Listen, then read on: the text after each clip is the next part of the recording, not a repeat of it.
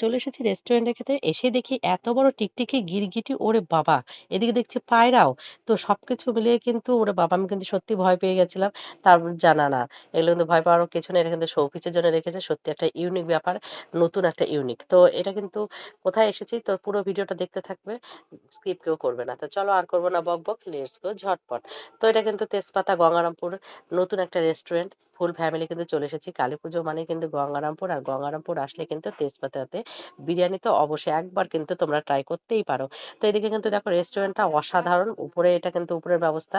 আর এদিকে কিন্তু তোমরা ছবি তুলতে পারবে বা তোমরা ফ্যামিলি সহকারে সবাইকে নিয়ে এসে কিন্তু এখানে ঘুরতেও পারবে। সবটা মিলে কিন্তু অসাধারণ একটা নতুন একটা রেস্টুরেন্টে আমার কিন্তু খুব ভালো লেগেছে। আমি এটা এইবার কিন্তু ১ম বার না ২য় বার।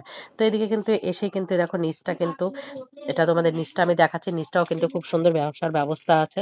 তো নিচ উপরে মিলে কিন্তু ২ জায়গায় বসার ব্যবস্থা। তো সত্যি এদিকে কিন্তু আমরা নিয়ে নিয়েছিলাম কিন্তু চিকেন বিরিয়ানি আর নিয়ে নিয়েছিলাম কিন্তু তন্দুর রুটি।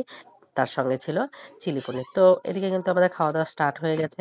আর ফুল ফ্যামিলি মানে কিন্তু সেই মজা আনন্দ। আর কালীপুজো মানে কিন্তু গঙ্গারামপুর। তো তোমরা যারা এখনো কিন্তু এই রেস্টুরেন্টে আসোনি অবশ্যই কিন্তু একবার চলে আসবে। তো এই লোকেশনটা অবশ্যই জানতে চাইলে আমি তো অবশ্যই বলে দিচ্ছি। তোমরা এটা দেখে নাও। খুব ভালো তো লেগেছে, চলো। এসেছিলাম আর এবার আসলাম। একদম একদম। তোমার ঠিকানাটা বলে দাও রেস্টুরেন্টের। আমার গঙ্গারামপুর দত্তপাড়া মোড়, গঙ্গারামপুর দত্তপাড়া মোড়। একদম একদম। তোমরা যারা যারা এখনো আসলে গঙ্গারামপুরে একদম চলে আসবে এই বোনের হোটেল রেস্টুরেন্টে। তো সত্যি এখানকার ব্যবস্থা, খাওয়া দাওয়া সবটা মিলে কিন্তু খুবই সুন্দর। আর পরিবেশ পরিচ্ছন্নতা সবটা খুবই সুন্দর।